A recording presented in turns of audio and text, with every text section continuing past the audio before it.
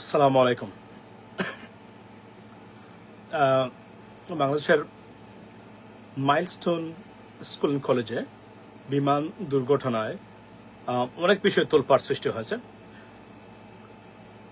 অযাচিত বক্তব্য রাজনৈতিক দলগুলোর কাছ থেকে, সুযোগ সন্ধানে আওয়ামী লীগ, ছাত্রলীগ, যুবলীগ সরকারকে ফেলে দেওয়ার মতো অবস্থা মানে সৃষ্টি করার চেষ্টায়, অপচেষ্টায় লিপ্ত রাজনীতিবিদদের অতি কথন বক্তব্য, অতি আচরণ আমরা দেখতে পাচ্ছি প্রতিদিন। আমি এই বিষয়গুলো নিয়ে আজকে আপনাদের সামনে আসি। এই ভিডিওটা দেখবেন মনোযোগ দিয়ে এবং শেয়ার করবেন সবার সাথে, কারণ it is a game changing or mind changing video I would like to play before you ladies and gentlemen. Please, you got to watch it. রাজনীতিবিদদের আচরণ আমরা দেখেছি, অর্থাৎ মূর্খতা, বিবেকহীনতা, সচেতনতাহীনতার চূড়ান্ত লক্ষণ, এবং রীতিমতো তারা উৎসবে মেতে উঠেছেন রাজনীতিবিদদের এই বিষয়গুলা। আমি গতকালকে এটা নিয়ে একটা what kind of very aggressive video বানিয়েছিলাম।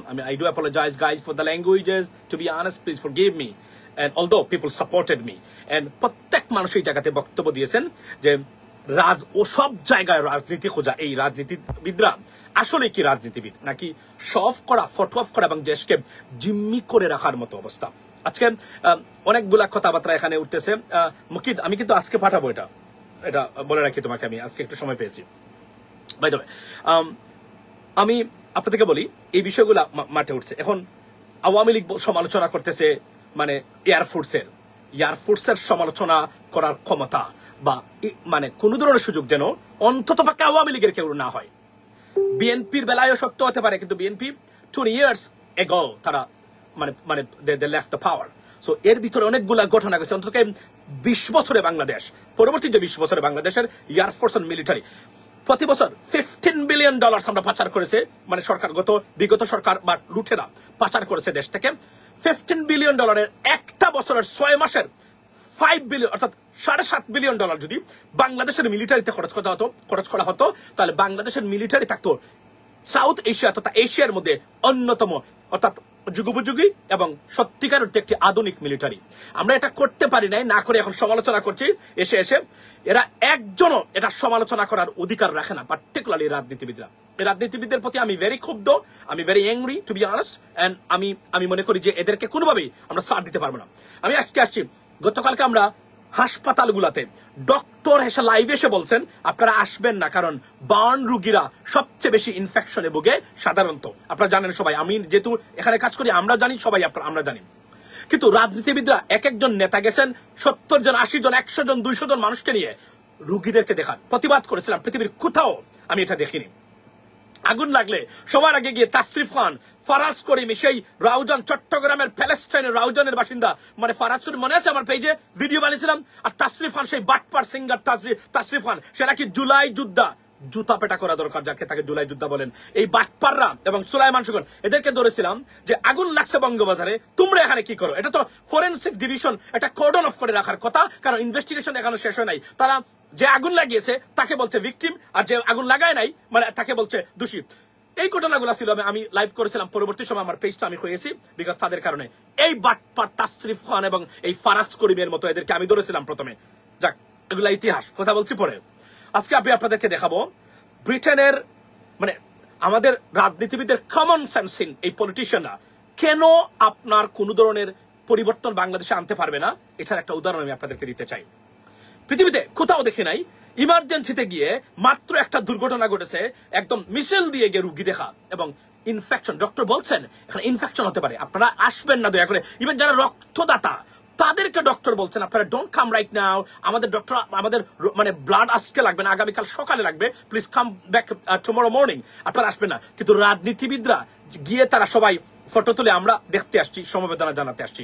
এমন বিবেকহীন মূর্খতা আমি আমার জীবনে কোথাও দেখি নাই পলিটিশিয়ানদের ভিতরে, এবং ফটোবাজ বা বিবৃতিবাজ রাজনীতিবিদরা পৃথিবীর কোথাও দেখি নাই, যে কারণে আজকে বাংলাদেশ ইনহ্যাবিটেবল হয়ে গেছে। একটু আগে একজন মাইলস্টোন স্কুলের একজন শিক্ষক, যিনি তার মেয়েকে খুইয়েছেন এই আগুনে, উনি বলছেন এই দেশটা রাজনীতিবিদরা পলিউটেড করে ফেলছে, অর্থাৎ বিষাক্ত করে ফেলছে, দূষিত করে ফেলছে, এই দেশে বসবাস করা যাবে না। I want to leave this country immediately, and he is right, and that's what I took a decision long ago, ladies and gentlemen. এবং যারা এই দুজক থেকে বের হয়ে গেছেন, আপনারা প্রতিদিন 2 রাকাত নফল নামাজ পড়বেন, কারণ এই দুর্বৃত্ত শ্রেণী দ্বারা যেন আপনি অন্ততপক্ষে সরাসরি শোষিত হচ্ছেন না, যদিও আপনার পরিবার শোষিত হবে, লেডিস এন্ড জেন্টলম্যান। সো আমি আসি, ভিডিওটা মনোযোগ দিয়ে দেখবেন। ব্রিটেনের তৎকালীন prime minister, conservative prime minister, the most powerful prime minister David Cameron, and তৎকালীন সময়ে আপনার উপপ্রধানমন্ত্রী যিনি আপনার লিবারেল ডেমোক্রেটের নিক ক্লেগ, একজন হাসপাতালে গেছিলেন রুগী দেখতে। শুধু protocol maintain, health and safety, রুগীর পেশেন্ট সেফটি মেনটেন করা না কারণে তৎকালীন প্রধানমন্ত্রী থাকা অবস্থায়ও ডক্টর তাকে বের করে দিয়েছিল হাসপাতাল থেকে। Take a look at this.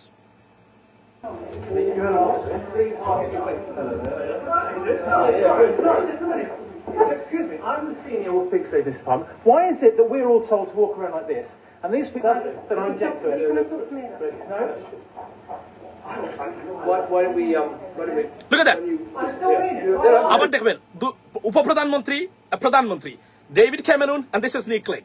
This is David Cameron, তৎকালীন প্রধানমন্ত্রী. He was prime minister at that time, and the Nick Clegg, liberal democrat leader. Everyone knows. I mean, to be honest, তাদেরকে দেখেন, উনি পা ভাঙ্গা অথবা কোনো কিছু হয়েছে, একজন রাজনীতিবিদকে দেখতে আসছিলেন তারা দুজন, ডক্টর সার্জন।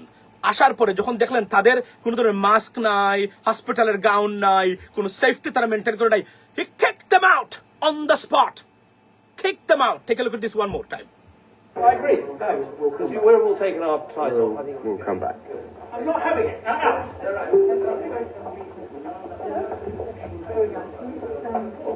তার কোনো বেসিক্যালি কোনো ব্যবসা না।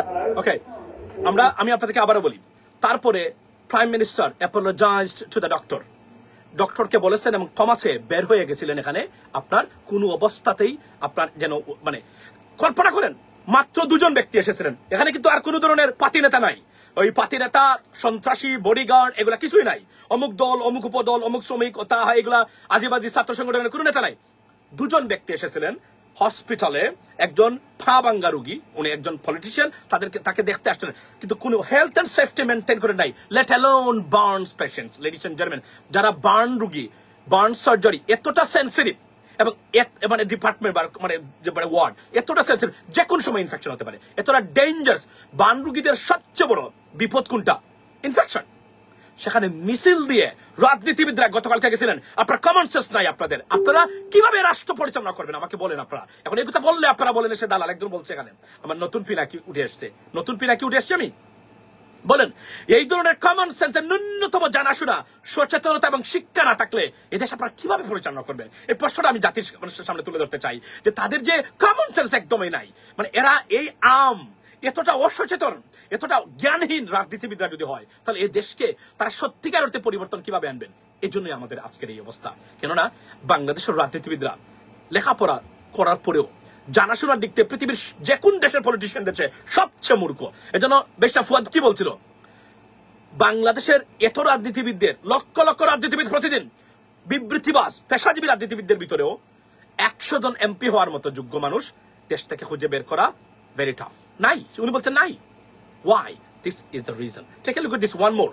যারা এই মাত্র যোগ দিলেন, যারা ত্যাগ করেছেন এই মাত্র আবার যোগ দিলেন, গতকালকে যেভাবে মিছিল দিয়ে রুগী দেখতে গেছিলেন, আপনাদের দরকার নাই সেখানে যাওয়ার। আপনারা গিয়ে হাজির, চিকিৎসা শুরু করতে পারেন নাই ডক্টর, চিকিৎসা ব্যাহত হয়েছে, বলছে যে আপনারা এখন আসবেন না, আপনারা বাড়িতে যেতে পারতেন। আপনার এবং প্রত্যেকটা পরিবারের, সুখ সন্তত পরিবারের, তাদের একটা প্রাইভেসি দরকার, তাদের কান্নার সময় দরকার, তারা একে অপরকে জড়িয়ে কাটবেন, সেখানে গিয়ে আপনারা হাজির হয়ে গেলেন। মানে এই ধরনের এই ফটো রাজনীতি কি করেছেন? তাহলে 54 বছর রাজনীতি করেছেন এদেশের। আজকের এয়ারফোর্সের অবস্থা দেখেন, মিলিটারির অবস্থা দেখেন, বিডিআর এর অবস্থা দেখেন, পুলিশের অবস্থা দেখেন, বিচার বিভাগের অবস্থা দেখেন, কি করেছেন এদেশের জন্য আপনারা দেখেন। আপনারা মানে আপনাদের রাজনীতিবিদরা, এদেশের এই রাজনীতিবিদের হাতে আপনারা আপনার ভবিষ্যৎ জেনারেশন জিম্মি, এই কথাটা আমি বারবার বলতে চাই। অর্থাৎ কতটা বিপজ্জনক পরিস্থিতির মধ্য দিয়ে আপনারা যাচ্ছেন এবং যাবেন আপনার next generation to take a look it one more time.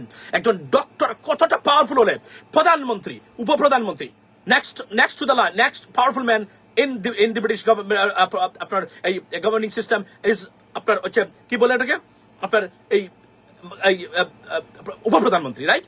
আপনার কল্পনা করেন সবচেয়ে পাওয়ারফুল দুজন ব্যক্তি আপনার মানে রাষ্ট্রের, দুজন ব্যক্তিকে ডক্টর কিক আউট করে দিয়েছে শুধু হেলথ এন্ড সেফটি, কোনো কথাই বলে নাই তারা, কোন ধরনের উড়ু তারা মারা এখানে নাই, কিন্তু শুধুমাত্র যে নিয়মে আসা দরকার হসপিটালের ভিতরে রুগী দেখার জন্য সেটা মেনটেন করেন নাই, জন্য doctor kick them out. Take a lesson. রাজনীতিবিদরা শিখবেন কিনা এখান থেকে? যদিও শিখবেন না, কারণ আপনারা চোখ থাকার পরেও আপনারা অন্ধ, কান থাকার পরেও আপনারা বধির। এই হচ্ছে বাংলাদেশের রাজনীতিবিদরা এবং বাংলাদেশের রাজনৈতিক পরিস্থিতি। Ladies and gentleman, take a look one more time.